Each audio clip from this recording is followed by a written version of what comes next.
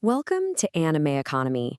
We're here to break down huge ideas from the world's greatest thinkers in a way that's, actually fun. And today we're tackling a book that might just flip your entire worldview upside down. Okay, let me ask you something. What if everything you see around you, the cities, the internet, our entire global civilization, wasn't built on purpose, on some grand rational plan? And what if, get this, the very instincts that feel so good and so right, our desire for community, for sharing, are actually the biggest threat to it all? It's a heavy thought, right? And that's what we're digging into. The book is The Fatal Conceit by the legendary Nobel Prize winner Friedrich A. Hayek. This was his mic drop, his final, blistering argument. And to understand it, we have to go back. Way, way back. See, Hayek's big idea is that to get a handle on our modern worlds, we first have to understand the world we actually evolved in, the world we were built for. So let's picture it. Humanity's starting line. No skyscrapers, no Wi-Fi, just the small, tight-knit world of the tribe. And for most of human history, this was our reality. Think about it. You're in a small group, maybe a few dozen people. You know everyone. Your goals are simple and shared. Find food, stay safe. And what guides you? Pure, raw instinct, solidarity, altruism for the people right in front of you. You share, because if you don't, you all die. This world is baked into our DNA. It's why those feelings of community and sharing feel so right. It's our evolutionary home. Okay, but here is the twist. The exact same morals that kept the tribe alive are, they're poison for a large-scale civilization. It's a total paradox. Tribal life is all about shared goals, helping people you know, and being suspicious of anyone trying to get rich. But our modern world, it runs on the opposite fuel. It's about pursuing your own goals, trusting strangers you'll never meet, and a system where personal gain can actually benefit millions. It's like we've got two operating systems running in our heads, and they are constantly at war. So, if our instincts are wired for the tribe, how on earth did we get here, to this massive global society? Well, Hayek's answer is that nobody planned it. It wasn't some genius leader or a big committee meeting. It was an accident. A slow, messy, evolutionary process that gave birth to something new, what he called the extended order. And it's wild when you look at how it happened. It wasn't one big bang. It was the slow, gradual evolution of rules. It started with a simple revolutionary idea. This is mine, my tool, my land.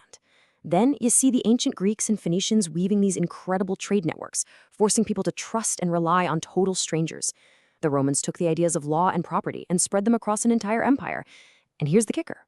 Modern capitalism? It didn't pop up in the big, powerful empires. Nope.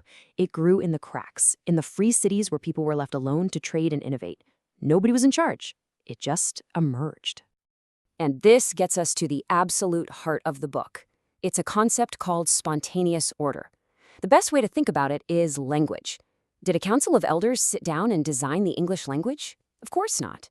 It grew organically from millions of people just talking to each other. The market is the same thing. It's the result of human action, but not of human design. It's what happens when billions of people chase their own dreams while following a few simple rules like, don't steal and honor your word. And out of that emerges this incredibly complex global system that feeds and clothes billions. A system that no one, not even the smartest person alive, could have designed from scratch. Okay, so if this spontaneous order is so amazing, why is there a problem? Where's the conflict? Well, the villain of this story is us, or more specifically, our own minds. It's this incredibly tempting, seductive idea that since we're so smart, we can just scrap the whole thing and design something better from the top down. Hayek calls this the fatal conceit. You've probably heard this quote from Rousseau, right? Man was born free, and he is everywhere in chains. It's powerful stuff. But Hayek would ask, what are those chains? They're tradition. They're the rules of property. They're the moral codes that hold our tribal instincts in check. For the rationalists, these chains are the problem. They're obstacles to true freedom. And it wasn't just one guy. An entire intellectual tradition built up around this idea. You've got thinkers who said, forget tradition, reason is all that matters. You've got others who argue that moral rules are only valid if we can prove they achieve some specific, measurable goal, like the greatest happiness for the greatest number. And for Hayek, socialism is the peak of this thinking. It's the ultimate ambition to say, let's just wipe it all away and build a perfect, rational world from scratch. And you can see the appeal, right? It feels so logical.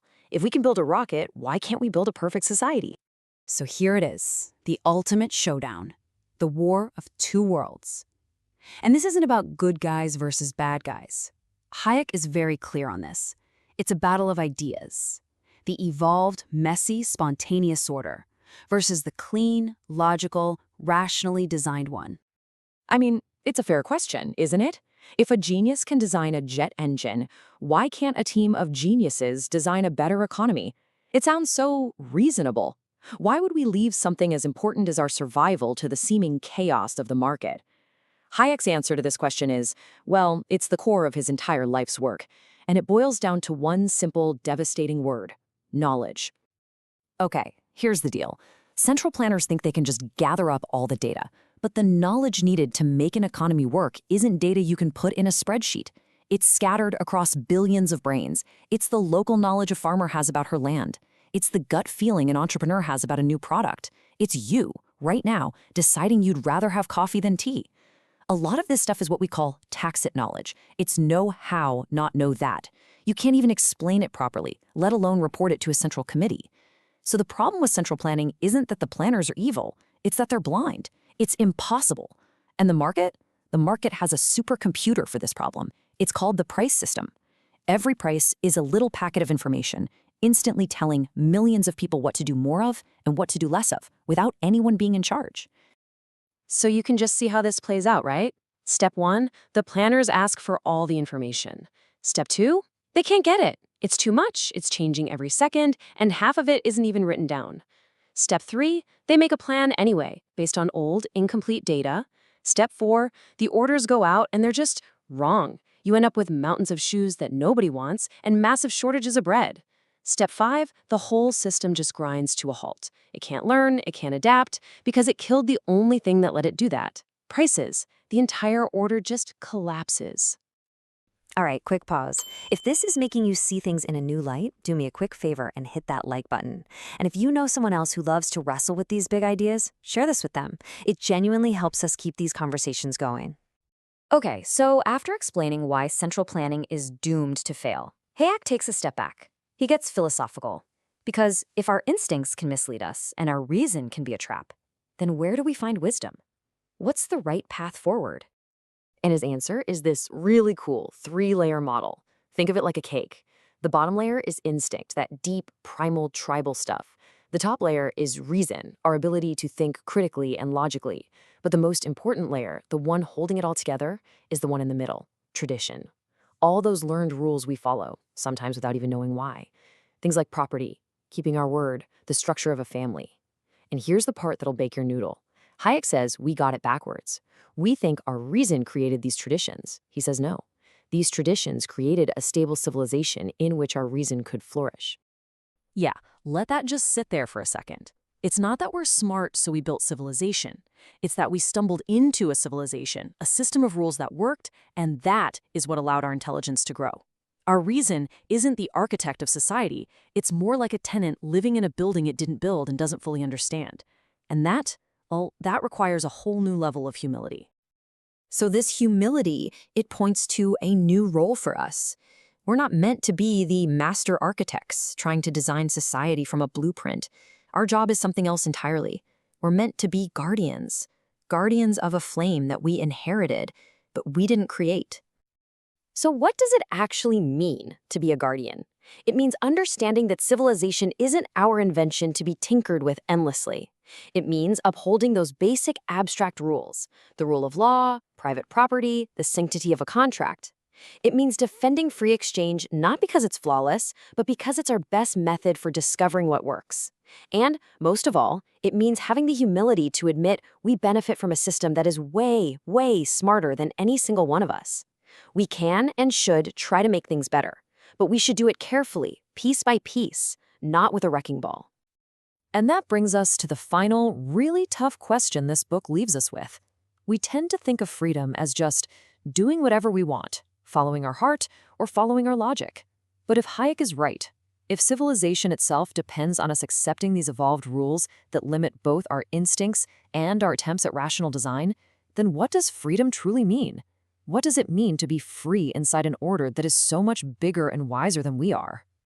Hey, thanks so much for sticking with us through this deep dive. If you got something out of it, if it made you think, please consider subscribing to Anime Economy. We love to have you.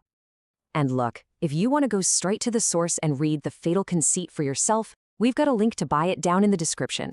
Highly recommended, but bring your thinking cap. See you in the next one. Bye.